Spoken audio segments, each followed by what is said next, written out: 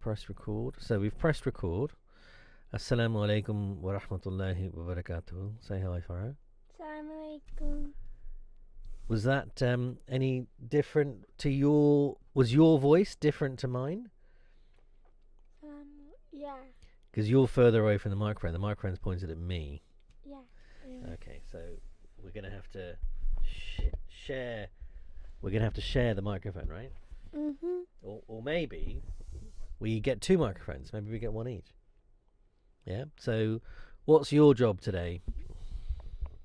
Sound. Oh, is it sound? And Engineer. yeah, engineers are cool, aren't they? You know lots of engineers. Yeah. Can you name them? Any of them? I think engineer. Car engineer. Yeah, I mean, you know real people Uh, who are engineers, don't you?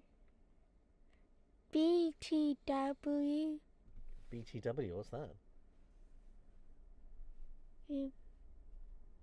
German. BMW. BMW. Right, yeah. But I mean, you know real people with names. Charlie. Charlie.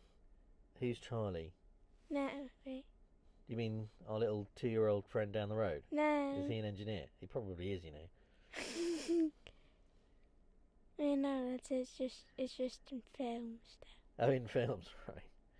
Now you know some real life engineers. Right, so Mr. Eugène, he's an oil and gas engineer. Uncle Simon. Which Simon? Abbott. I'm not sure he would describe himself as an engineer. I mean, he is an engineer. I mean, he built a light out of a tuba or a trombone, or both. Mm. I'm not sure. Well, we can ask him if he would describe himself. He doesn't have an engineering degree, which I know at least 3 people, so do you, who've got engineering degrees. They're all from different countries. Mm. Can you guess them? All right. Well, why don't we leave that as a mystery for next time? Maybe Farah will tell you the answer of 3 engineers that she knows personally, and all. Here's a big clue. Do you want a big clue? Or do you want to have a go without the clue? So what happens without the clue? All right, okay. All right, next time. Okay, we are playing around with learning, and we're learning to make videos, and you can tell this is a pretty amateur first attempt, but there you go. So Farah, the sound engineer, is going to disappear out of shot. What do you think?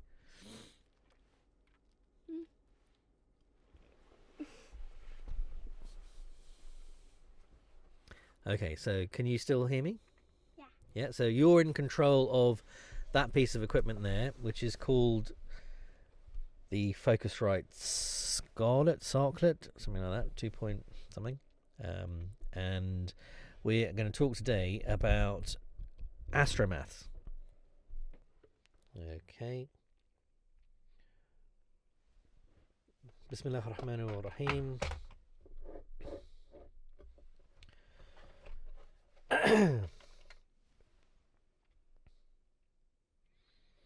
Bismillah ar-Rahman ar-Rahim.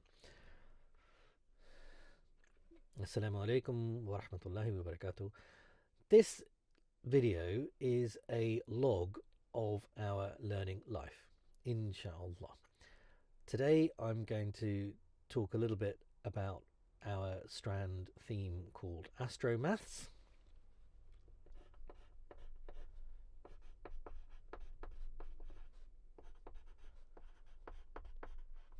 AstroMath is also okay, and basically AstroMaths is a combination of astronomy and mathematics. So when it comes to astronomy, astro, to do with the stars, we will learn about, or we are learning at the minute, about the sun, oopsie daisy, the sun through 3 key phenomena sunrise, sunset,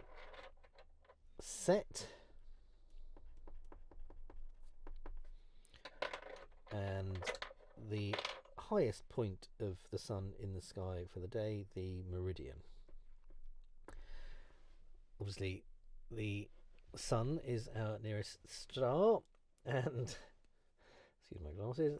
The sun is our nearest star, and looking at our nearest star is a wonderful thing. Not directly, understanding where it is, where we are in relation to it, and what it gives us is fantastic. So, sunrise, sunset, a meridian, or sunrise, meridian, and sunset. We use timeanddate.com quite a lot, and it is a great place to learn about coordinates and non-Cartesian coordinates. Do I mean that? I'm not sure I do. Longitude and latitude, for sure, and also elevation of the sky in or above the horizon. So that's the first part of our astro. The second part of our astro is about the moon, and excuse me, we can learn about the different phases of the moon. Now, I'm still not sure I understand these 100%. We've done various things like make mobiles and models with balls. So, learning about where Earth is in relation to the moon. Obviously, the Earth is quite a lot bigger. That's meant to be my attempt of looking down on Earth from the North Pole. Apologies. And looking for the new moon and its full moon later on today, inshallah, is the next main part of our astronomy. The thing that we're trying to get to after that is around the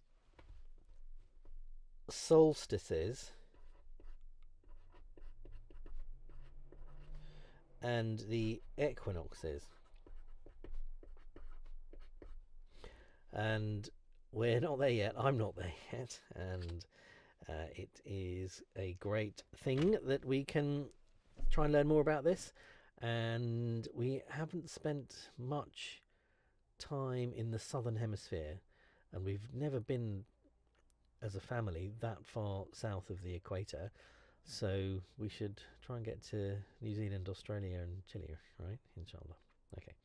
So that's our astro side. The math side, we use IXL, and I'll talk about that now. So we use IXL a fair amount.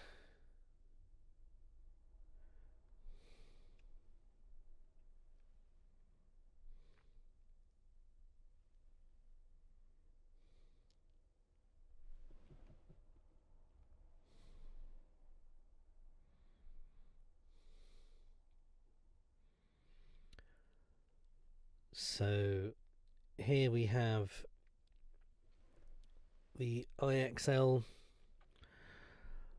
website. I find it much easier to use as a parent stroke teacher than the app. We've got maths, English and science recommendations for Farah, and the way I decided this was actually to use ChatGPT and go through all of the skills available, and these are the skills as extracted by ChatGPT from screenshots. And the middle column here is what I came up with before I asked ChatGPT. So I thought the three most important topics were measurement, money, and time. And then I asked ChatGPT, and it came up with algebra, statistics, and trigonometry, which I think are actually better than mine. So when I first started using ChatGPT, I was still working as a lecturer, and I thought I was significantly better than ChatGPT in making lesson plans. Now I'm not so sure, and in fact it's quite possible, probable, that ChatGPT is better than me. Maybe. So the columns to the right with the yellow highlights are also topics that I thought were useful and interesting, and the red and purple pink highlights were also useful and interesting. I then actually counted out, or got ChatGPT to count out, the total number of skills within each topic, and the most populous topic was geometry at 799 skills, then algebra at 601, and then functions at 572. So we've gone ahead with three topics, which is basically algebra, trigonometry or circles, and the third one is statistics. And what that looks like on the IXL side is looking at all of the different topics available, and this is what I got ChatGPT to analyze, and thinking about trigonometry being an important one. And actually, so there are some quite useful things in here that aren't necessarily the first skill to learn. So I'm not a massive fan of labelling or categorising these things through school year or age. So what we have done is look for